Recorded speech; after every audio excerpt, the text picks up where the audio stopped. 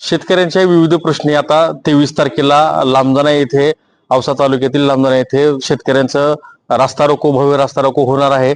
आपल्यासोबत काही शेतकरी आहेत, आपण त्यांच्याशी बातचीत करणार। कशामुळे आपण 23 तारखेला शेतकऱ्यांसाठी रास्ता रोको केलेला आहे, काय मागण्या आहेत आपल्या? निम्मा पावसाळा संपला, ऑगस्ट सुद्धा संपत आला, पण कुठेही बैलाच्या पावलात सुद्धा पाणी साठलं नाही आणि पेरणी अशी तशी झाली।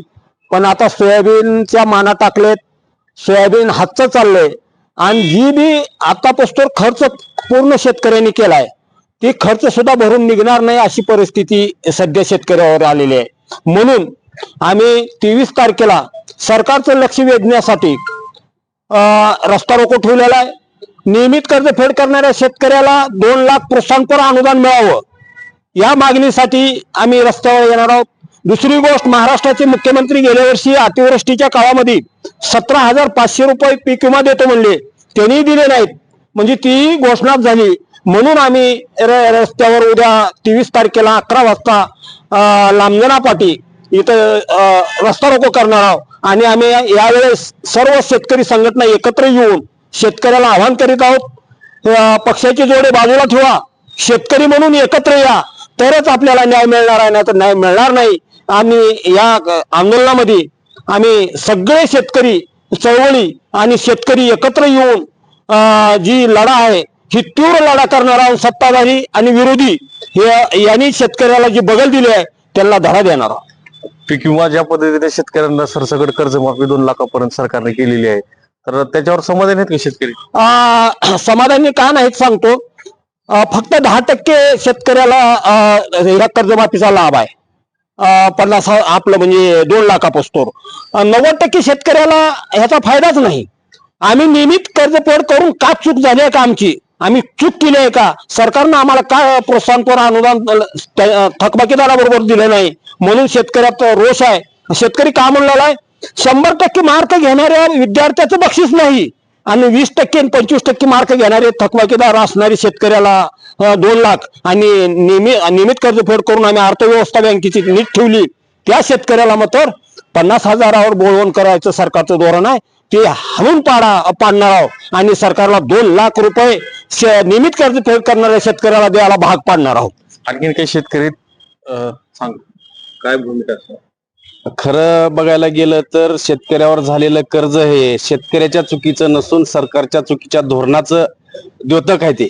कारण आम्ही रात्रंदिवस शेतीमध्ये घाम गाळून कष्ट करतो, सोन्यासारखा माल पिकवतो, मात्र सरकार निर्यात बंदी घालून अनावश्यक आयाती करून साठ्यावर मर्यादा घालून या शेतीमालाचे भाव पाडते, त्याच्यामुळे आमचा उत्पादन खर्च भरून निघत नाही आणि हे कर्ज सरकारच्या चुकीच्या धोरणामुळे झालेलं असल्यामुळं हे कर्ज सरकारनं आम्हाला नैतिक जबाबदारी त्यांची घेऊन माफ करणं गरजेचं होतं। मात्र यांनी फक्त 2 लाख रुपये पर्यंत थकबाकीवाल्या शेतकऱ्यांचं माफ करून चालू बाकीदार शेतकऱ्यावर जो मोठा अन्याय केलाय त्याच्या विरोधामध्ये शेतकरी पुत्र आणि शेतकरी हे उद्याच्या रस्ता रोको आंदोलनामध्ये मोठ्या प्रमाणात रस्त्यावर येऊन सरकारला जाब विचारण्याचं काम आम्ही या ठिकाणी करणार आहोत।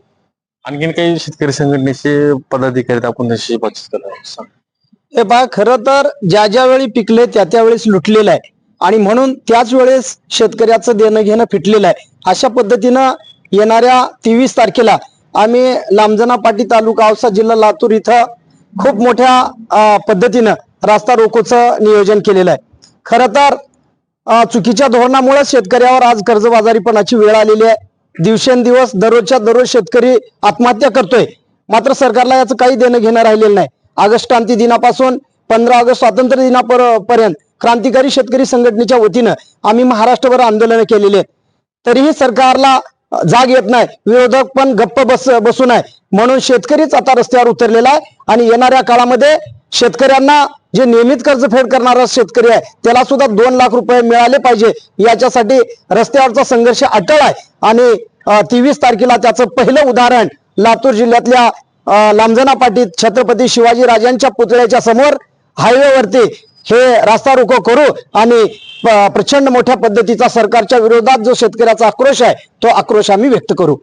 तर हे होते लातूर जिल्ह्यातील शेतकरी आणि शेतकरी संघटनेचे विविध पदाधिकारी यांनी सांगितलेलं आहे की लामजाणा येथे छत्रपती शिवाजी महाराज यांच्या पायथ्याशी हे आंदोलन होणार असून प्रशासनाने याकडे दखल घेऊन यांच्या मागणीकडे लक्ष द्यावे अशा पद्धतीचा इशारा देखील शेतकरी संघटनेने दिलेला आहे. विजय कवाळे, नवराष्ट्र, लातूर.